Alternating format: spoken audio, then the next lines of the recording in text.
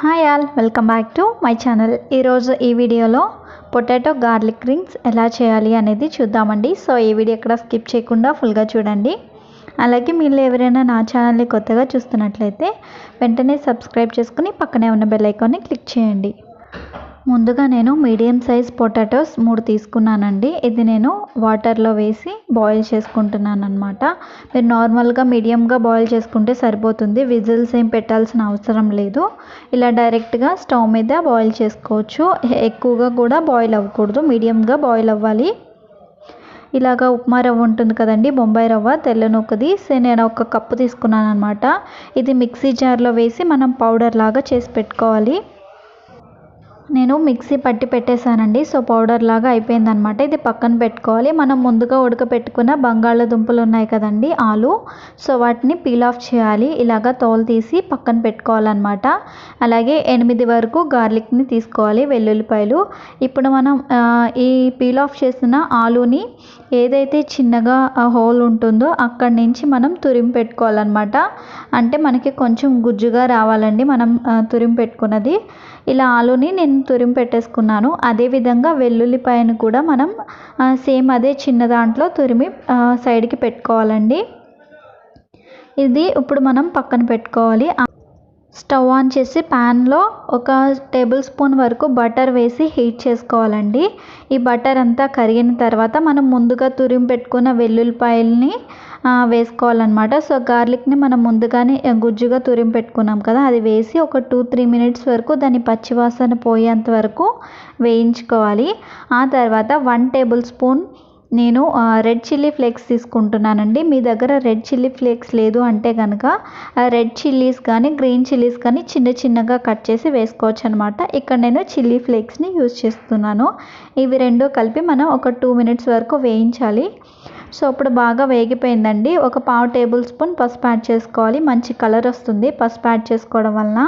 1 కప్పుతో మనం రవ్వ తీసుకున్నాం కాబట్టి 1 కప్పు వాటరే యాడ్ చేసుకోవాలండి. 1 కప్పు రవ్వకి 1 కప్పు వాటర్ అనమాట.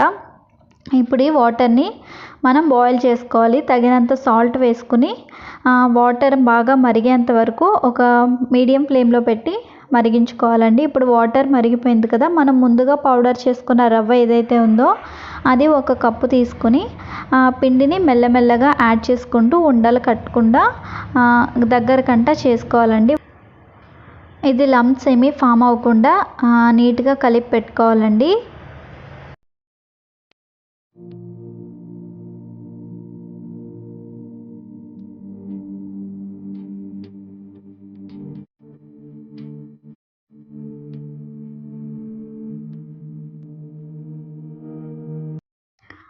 ఇలా లంప్స్ ఏమీ లేకుండా బాగా దగ్గరకంటా కలుపుకొని పెట్టుకోవాలండి. ఆ తర్వాత మనం ముందుగా తురిమి తీసి పెట్టుకున్న ఆలు ఉంది చూసారు, అది యాడ్ చేసి పెట్టుకోవాలన్నమాట.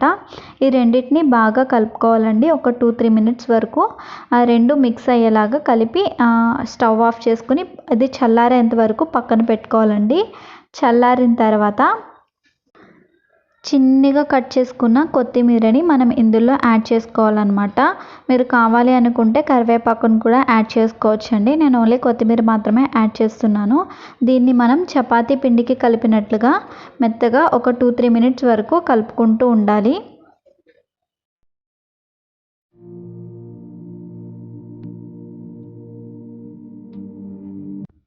ఒక 2-3 నిమిషాలు కలిపిన తర్వాత ఇలా ఉంటుందండి. దీనిలో మనం 1 టేబుల్ స్పూను కార్న్ఫ్లోర్ యాడ్ చేసుకోవాలి. కార్న్ఫ్లోర్ లేని వాళ్ళు మైదా పిండిని కూడా యాడ్ చేసుకుని మళ్ళీ సేమ్ అదే ప్రాసెస్లో 2-3 నిమిషాల వరకు చపాతీ పిండిలాగా కలిపి పెట్టుకోవాలి.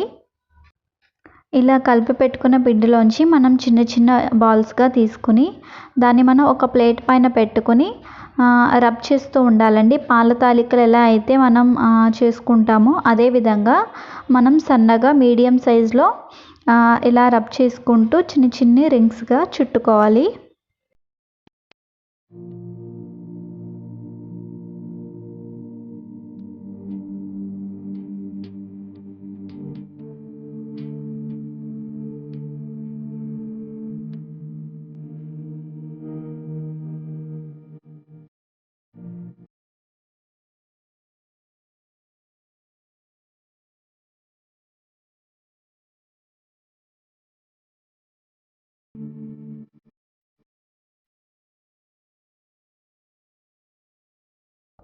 అదేవిధంగా మిగిలిన పిండిని అంతా ఇలా రింగ్స్ లాగా చుట్టి పెట్టుకోవాలండి. ఆ తర్వాత డీప్ ఫ్రైకి ఆయిల్ బాగా వేడి చేసుకోవాలన్నమాట.